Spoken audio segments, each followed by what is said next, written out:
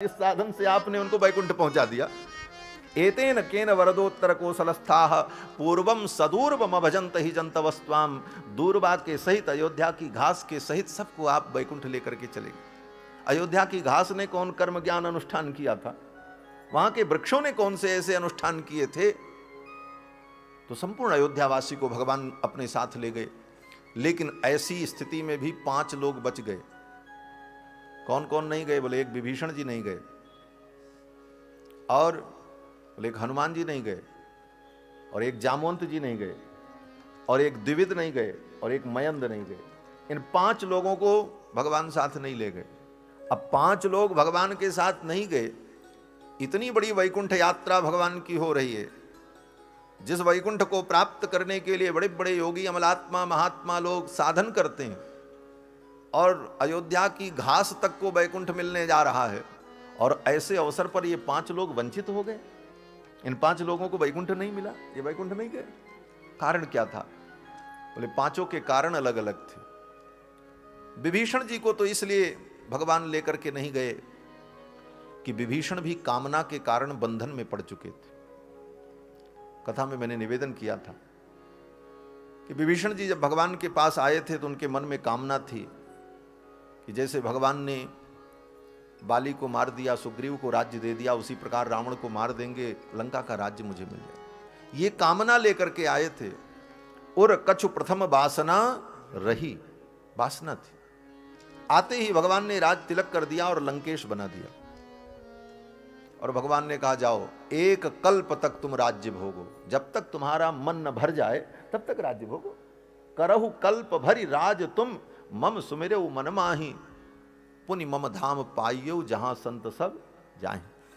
फिर तब आप मेरे धाम चले आना। तो 1 कल्प तक विभीषण जी को राज्य करने का वरदान भगवान ने दे दिया। वो भी इसलिए दिया कि विभीषण जी की कामना थी। तो अपनी इस कामना के कारण वो वैकुंठ नहीं जा सके। आज भी लंका के राजा विभीषण हैं, लेकिन वो लंका नहीं जो लंका भारत के नक्शे में नीचे दिखाई पड़ती। वो तो सिंघल द्वीप है, उसका नाम सिंघल द्वीप है। वास्तविक लंका जो यक्षों की नगरी है, जहां पर वर्तमान में असुर लोग निवास करते हैं, वो नगरी दिव्य है। वहां मनुष्य की गति नहीं। वो समुद्र के अंदर 100 योजन की दूरी पर है, और वह मनुष्यों के आंखों से दिखने वाली भी नहीं है। वो दिव्यपुरी। तो आज भी वहां के राजा विभीषण जी महाराज 1 कल्प तक रहेंगे। तो विभीषण जी तो इस कारण से नहीं जा पाए क्योंकि उनके अंदर राज्य करने की कामना थी। हनुमान जी क्यों नहीं गए? बोले हनुमान जी के अंदर तो ऐसी कोई कामना नहीं थी, लेकिन हनुमान जी ने कहा, भगवान ने जब वैकुंठ की यात्रा की घोषणा की कि अब हम सब लोग चलेंगे, साकेत धाम चलना है, हनुमान जी को बुलाया और भगवान ने कहा, हनुमान अब यहाँ की लीला पूरी हो गई, अब तो वैकुंठ चलना है। हनुमान जी ने कहा बहुत अच्छी बात है, हम भी चलेंगे, लेकिन एक बात बताओ प्रभु। बोले क्या? हनुमान जी ने कहा, प्रभु वैकुंठ में आपकी कथा कई बजे से होती है? 2 बजे से कि 3 बजे से? भगवान ने कहा वैकुंठ में कथा? हनुमान जी ने कहा वैकुंठ में आपकी कथा की टाइमिंग क्या है? 2 बजे से कि 3 बजे से कि 4 बजे से, कब होती? भगवान हंसने लगे। भगवान ने कहा, हनुमान वैकुंठ में मेरी कथा नहीं होती, वैकुंठ में तो मैं होता हूं। बोले आपकी कथा नहीं होती? बोले हाँ, वहां कथा नहीं होती, वहां तो मैं होता हूं। तो भगवान श्री प्रभु राम की इन बातों को सुनकर हनुमान जी ने विनम्रता पूर्वक कहा, प्रभु आज तक मैंने आपकी किसी आज्ञा का उल्लंघन नहीं किया, लेकिन आप क्षमा करें, मैं आपके साथ वैकुंठ नहीं जाऊंगा। भगवान ने कहा वैकुंठ नहीं जाओगे? हनुमान जी ने कहा वैकुंठ में आपकी कथा नहीं होती तो हम वहां जाके क्या करेंगे? हम तो कथा सुनने वाले हैं। कथा से इतना प्रेम हनुमान जी महाराज को, इसीलिए हनुमान चालीसा में पढ़ते हैं, रामचरित सुनबे को रसिया, राम लखन सीता मन बसिया। रामचरित सुनबे को रसिया, राम लखन सीता मन बसिया। राम लखन सीता मन बसिया। राम लखन सीता मन बसिया। हनुमान जी ने कहा प्रभु मैं वैकुंठ नहीं जाऊंगा। भगवान ने कहा, अरे मैं तो वहां रहता हूं, मुझसे प्रेम नहीं? हनुमान जी ने कहा, प्रभु आपसे तो बहुत प्रेम है, अगाध प्रेम है। मैं तो आपको भी चाहता हूं और आपकी कथा को भी चाहता हूं, लेकिन वैकुंठ में आप मिलोगे लेकिन आपकी कथा नहीं मिलेगी, और यहां मृत्युलोक में आपकी कथा भी मिलेगी और आप भी मिलोगे। हनुमान जी ने यही कहा, आपकी कथा भी मिलेगी और आप भी मिलोगे। क्यों? बोले जहां आप रहते हो वहां आपकी कथा रहे ये कोई जरूरी नहीं, लेकिन आपकी कथा जहां रहती है वहां आप जरूर रहते हो, इसलिए जहां कथा रहेगी वहां हम रहे। भगवान की जहां कथा होती है भगवान वहीं निवास करते हैं।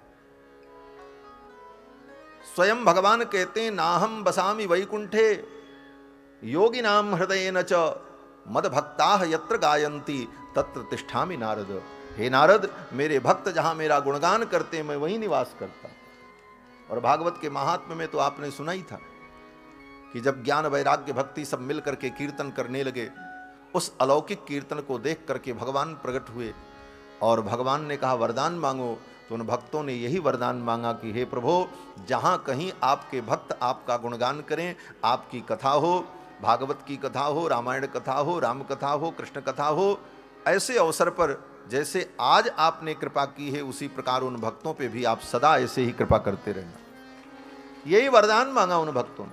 तो भगवान की जहां कथा होती वहां भगवान रहते। तो हनुमान जी ने कहा प्रभु मैं तो यहीं रहूंगा और आपकी कथा श्रवण करूंगा।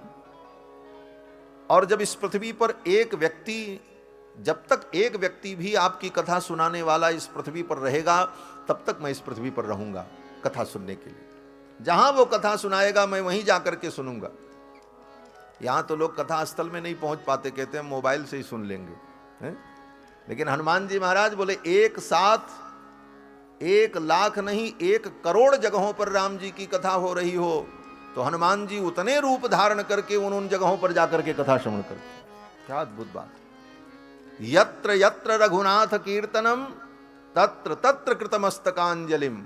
इसका अर्थ यही है कि 1,00,000 करोड़ जगह पर भी अगर राम कथा हो रही है, भगवान की कथा, तो हनुमान जी सब कथाओं में पहुंच जाते हैं किसी न किसी रूप में और जाकर के कथा श्रवण करते। यत्र यत्र रघुनाथ कीर्तनम तत्र तत्र कृतमस्तकांजलिम वाष्पवारी परिपूर्ण लोचनम मारुतिम नमत राक्षसांतकम। तो हनुमान जी तो इसलिए रुक गए कि हमको कथा सुननी है, और जब तक कथा होगी तब तक हनुमान जी यहीं रहेंगे।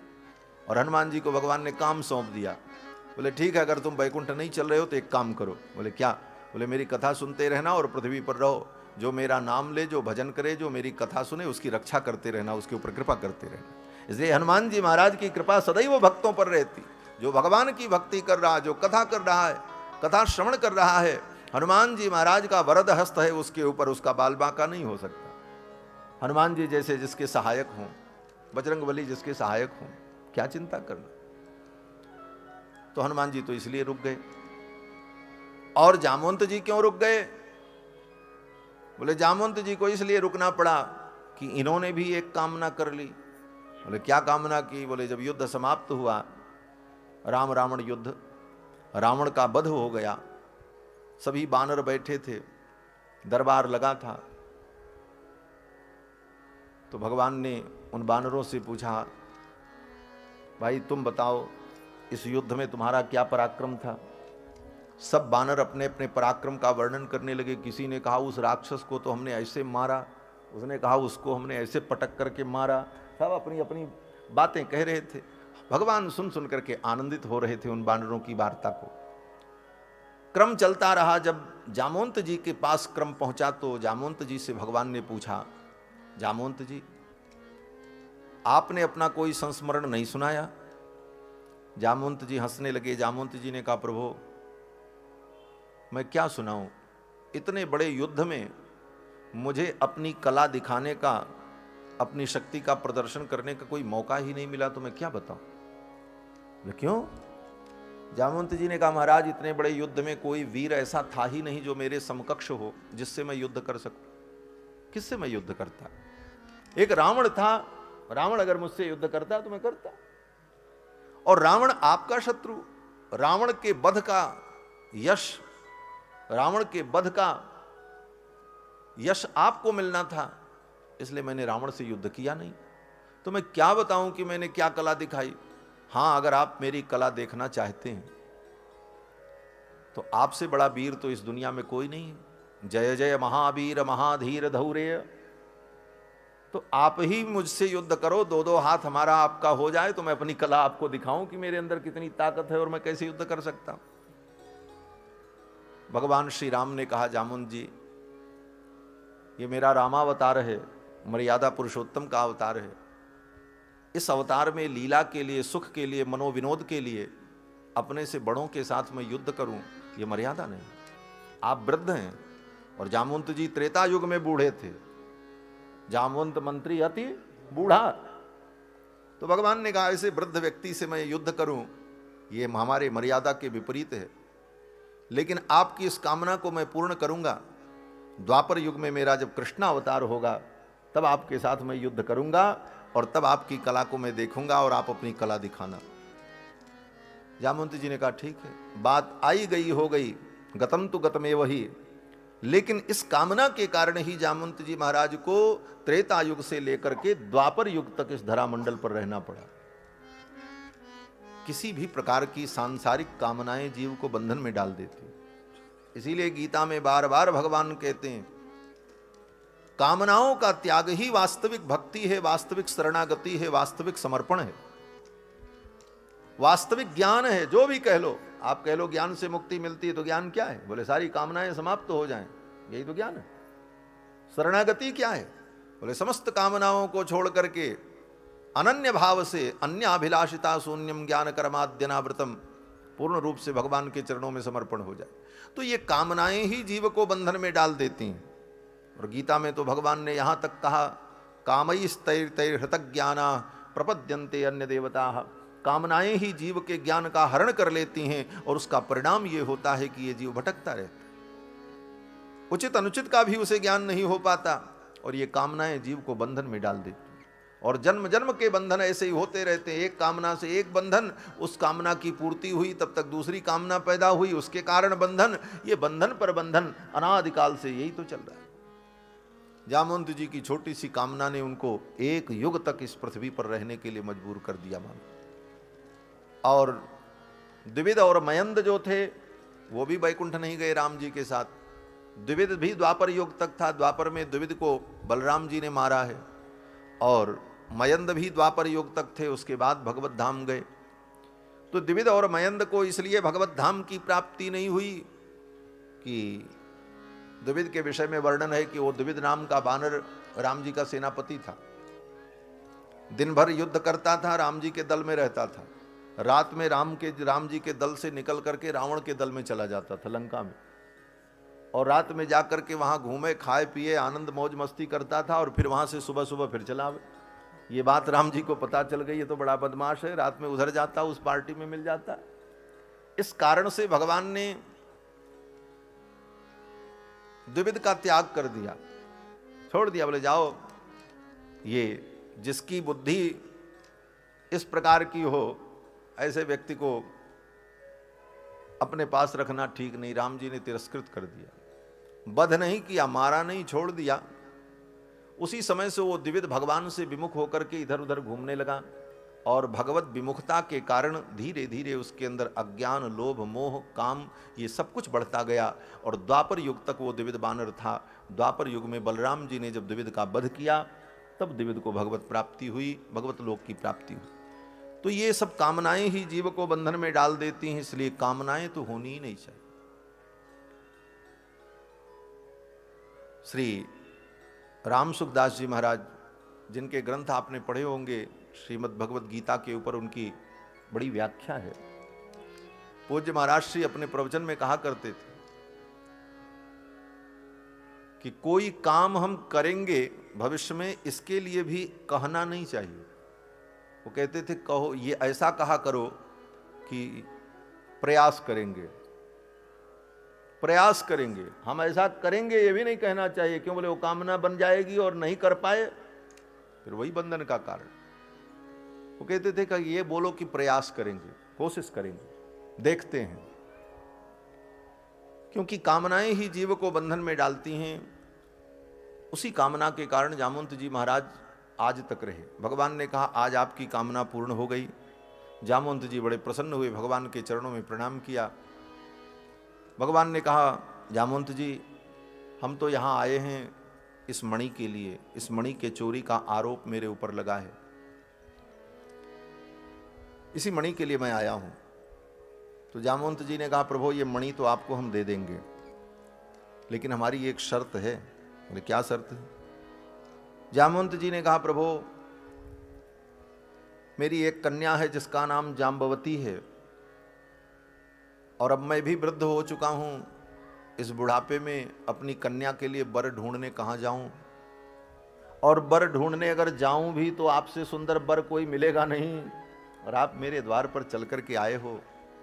वर तो कन्या के द्वार पर चल करके ही आता है, और आप आए हो, तो मेरी प्रार्थना स्वीकार करो, मेरी कन्या जाम्बवती का आप पाणी ग्रहण कर लो, ये मणि मैं आपको दहेज में दे देता हूं, दे दूंगा मैं मणि। भगवान ने कहा, ठीक है, कोई बात नहीं। ये भगवान श्री कृष्ण का दरबार इस मामले में बहुत उदार है, कोई भी आओ, कोई रोक टोक नहीं। वो तो हमारे राम जी थोड़ा इस मामले में बड़े मर्यादित हैं। शूर्पणखा आई तो नाकई कान काट लिया हमारे, लेकिन कृष्ण भगवान बोले, ये कहते हैं कोई भी आओ, चाहे लंगड़ी आओ, लूली आओ, बंदर की बेटी आओ, चाहे भालू की बेटी आओ, कोई दिक्कत नहीं, आओ। कृष्ण भगवान के दरबार में किसी के लिए रोक नहीं। और ये भगवान का बड़ा कटु अनुभव भी रहा। कटु अनुभव ये था कि भगवान ने विचार किया कि देखो, रामावतार में मैंने एक स्त्री का तिरस्कार किया। किसका? बोले शूर्पणखा का। बड़े भाव से बेचारी आई थी। हाँ, उसके भाव का अगर वर्णन करो तो उसका भाव तो बहुत ही पवित्र था, इसमें कोई दो राय नहीं। हाँ, कोई व्यक्ति भगवान को देखकर, उनके स्वरूप सौंदर्य को देखकर मोहित हो जाए और उनसे उसको प्रेम हो जाए, तो ये तो बहुत अच्छी बात है, इसमें खराबी क्या? गोपियों ने भी तो यही प्रेम किया। अगर भगवान के सौंदर्य को देख करके शूर्पणखा पागल हो गई और वो कहती है कि तोसम पुरुष न मौसम नारी, यह संजोग विधि रचा बिचारी, तो उस बिचारी की इस बात में दम है। कहती ठीक बात है, अरे भगवान को देख करके कोई मोहित हो जाए तो ये अच्छी बात है। और आज भी उस शूर्पणखा के भाव को लोग रोज स्मरण करते। महाराज राम रक्षा स्तोत्र में जब पाठ करते हैं तो शूर्पणखा ने अपने भाई खरदूषण से जो कहा था भगवान के सौंदर्य का वर्णन करते हुए, उन्हीं श्लोकों को राम रक्षा स्तोत्र में रोज पाठ करते हैं। तरुणौ रूप संपन्नौ सुकुमारौ महाबलौ पुंडरीक विशालाक्षौ चीर कृष्णाजिनांबरौ फलमूलासनौ दान्तौ तापसौ ब्रह्मचारिणौ। शूर्पणखा जब खरदूषण के पास पहुंची तो यही कहा कि जिसने मेरा नाक कान काटा वो बड़े सुंदर हैं। हाँ, तरुणौ बड़े जवान हैं, सुकुमारौ बड़े सुकुमार हैं। अरे नाक कटने के बाद भी भगवान के सौंदर्य माधुर्य को भूल नहीं पा रही थी और बार बार भगवान के सौंदर्य माधुर्य का ही वर्णन कर रही थी। इसीलिए श्रीमद् भागवत महापुराण में गोपियों ने शूर्पणखा का बड़ी श्रद्धा से स्मरण किया है। हाँ, भ्रमर गीत में गोपियों ने जब उद्धव जी को बहुत खरी खोटी सुनाई कि अरे कृष्ण तो बड़ा छलिया है, कपटी है, धोखेबाज है, ऐसे काले व्यक्ति से प्रीति करके हमने बहुत दुख उठाया, ये सब गोपियों ने कहा। तो उस प्रसंग में गोपियों ने शूर्पणखा का भी स्मरण किया। हाँ, गोपियों ने कहा, रे उद्धव, जिस कृष्ण की तुम प्रशंसा कर रहे हो, तुमने उसको पढ़ा है, तुम पढ़ुआ पंडित हो, और हमने उसे जाना है। तुमने थ्योरी पढ़ी है, हमने प्रैक्टिकल किया है, हम जानते हैं कृष्ण क्या है। गोपियां कहती हैं, अरे उद्धव, तुम कृष्ण को इस जन्म से जानते हो, मैं उसको कई जन्मों से जानती हूं। गोपियों ने कहा कि कहो तो मैं 2-4 जन्म की कथा बताऊं। उद्धव जी तो सुनने लगे। गोपियों ने कहा, ये पिछले बार राम जी के रूप में प्रकट हुआ था, बताओ, थोड़ी सी दया नहीं इसके अंदर? छिप करके व्याध के समान बाली को मार दिया, ये कोई धर्म था? गोपियां कहती, और तो और, आहा, वो बेचारी शूर्पणखा बड़ी श्रद्धा से स्मरण किया महाराज गोपियों ने। वो बेचारी कितने प्रेम से आई, आत्मसमर्पण करने आई, और इन निर्दय को दया नहीं आई, उसका नाक कान काट लिया। स्त्री कृत विरूपाम, उस स्त्री को विरूप बना दिया, कुरूपा बना दिया। इन वाक्यों के द्वारा गोपांगनाओं ने शूर्पणखा का बड़ी ही श्रद्धा से स्मरण किया। एक हमारे बड़े ही आदर्श आचार्य थे, महापुरुष, जिनके मुख से मैंने सुना है कि वो तो इस प्रसंग में बोलते थे, महाराज जब गोपियों ने उद्धव जी को ये बात सुनाई और ये प्रसंग जब आया कि रामावतार में स्त्री को विरूप कर दिया, तो सभी गोपांगनाओं ने बड़े भाव से शूर्पणखा को स्मरण किया और शूर्पणखा को प्रणाम किया। तू धन्य है, तो इनके सौंदर्य को देख करके मुग्ध हो गई, ये तेरा सौभाग्य था। तो भगवान ने त्रेता युग में शूर्पणखा का नाक कान काट लिया।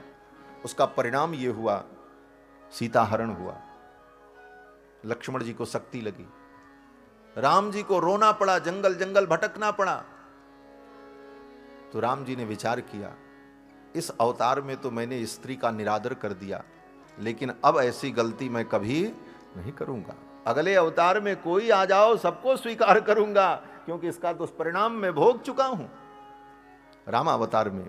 इसलिए कृष्णावतार में भगवान किसी स्त्री का तिरस्कार नहीं करते। कुब्जा आई बेचारी, 3 जगह से टेढ़ी थी, कुबड़ निकला था, उसको भी स्वीकार किया। ये भी आई महाराज, जामवंत जी ने कन्यादान कर दिया जाम्बवती का, मणि भी दे दी। अब जामवंत जी की बेटी को लेकर के चले भगवान द्वारिका के लिए। अब ऐसे तो जामवंत जी महाराज देवतुल्य हैं, उनका शरीर केवल रीछ के समान है, बाकी संस्कार मनुष्यों से भी उत्तम है। वो वस्त्र धारण करते हैं, यज्ञोपवीत धारण करते हैं, त्रिकाल संध्या करते हैं, संस्कृत भाषा में, मानवी भाषा में वार्ता करते हैं, वेद शास्त्र के समस्त धर्मों का बोध है, वो केवल देखने में रीक्ष है।